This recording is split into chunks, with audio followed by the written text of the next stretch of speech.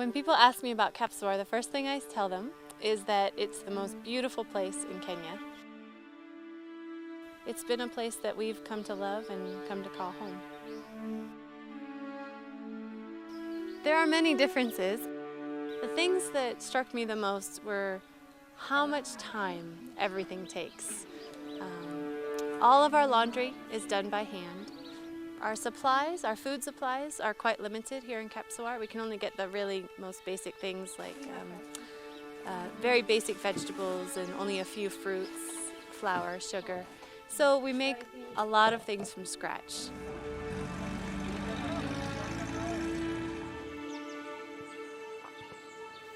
Another very distinct difference, and one that I've really enjoyed in this community, is that it's not time-oriented or even performance-oriented. It's a culture that focuses on relationship, and for me that has been incredibly refreshing.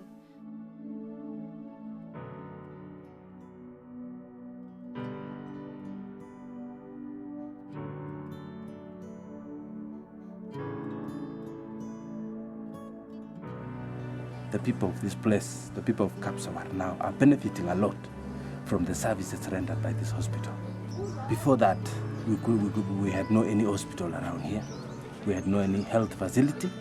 But when the hospital came, many lives were saved. During our first term of service, when we've sent our newsletter to our supporters, we've shared the opportunities in medical education that we've been able to have. One of them in 2007 that was a very key part was the Sudanese Physician Reintegration Program. Our responsibility here was to train them in and outpatient pediatrics as well as high-risk obstetrics. And I was the site supervisor for that. So I was able to work with 6 of the Sudanese physicians, training them in those disciplines. And then when we graduated them, we sent them off back to Sudan, and they received assignments throughout South Sudan in very remote areas. The other opportunities that we've had is that each month we receive 2 to 3 medical students, and they come from at least 9 different countries.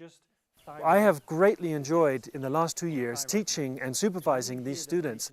All of these opportunities in education with the Sudanese physicians, the Somali medical students, and the Kenyans and the internationals has allowed me to see the tremendous need and opportunity for well-trained primary care doctors throughout all of Africa. Another component is the clear opportunities for spiritual discipleship of these medical students during a very critical stage of their personal and professional training. They are often dealing with very difficult questions of lifestyle, where they're going to live, how they're going to live, what kind of clinical work they want to pursue. And we have an opportunity in medical education to influence those questions.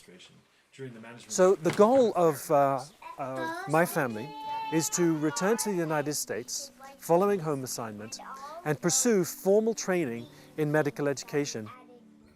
It's been a joy and a privilege raising our children here.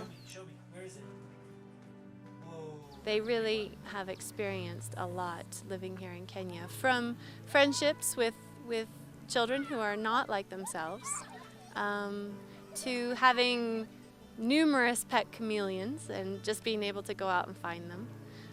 I think missionary kids have a very unique perspective on the world because they've seen and experienced things that many children will never, or not until they're adults. And so it's shaping their worldview from a very young age, that the world is so much bigger than what we initially think.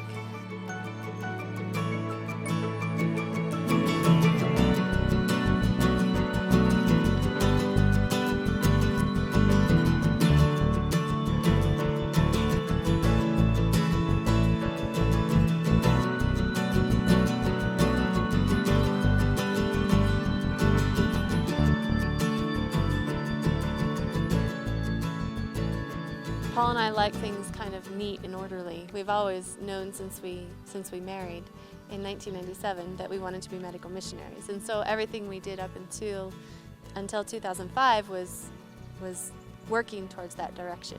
This past year has shown us, with the post-election violence, with the realization we were having twins, to the uncertainties of their health after they were born,